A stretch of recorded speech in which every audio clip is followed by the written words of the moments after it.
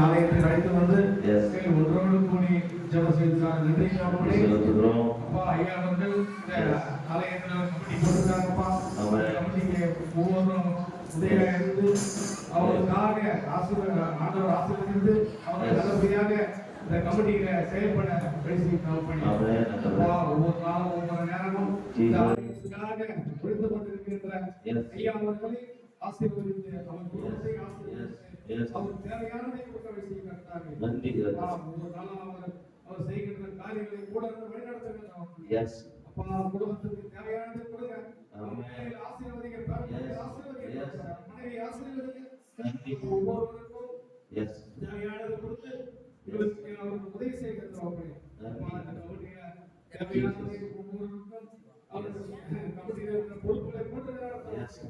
பொறுப்புகள் அவர்களுக்கு உதவியாக இருந்து பொறுப்பை எடுத்து வழிநடத்த வழி செய்கிறார்கள். அப்பா அதே போல இந்த காலேஜ் கமிட்டி போட்டிருக்காங்க. அந்த கமிட்டிக்கு ஒவ்வொருவரும் பாதுகாத்து வழிநடத்துகிறார்கள். தேவையானதை கொடுங்க. இயேசுவின் நாமத்தில் வேண்டிக் கொள்கிறோம். ஆமென்.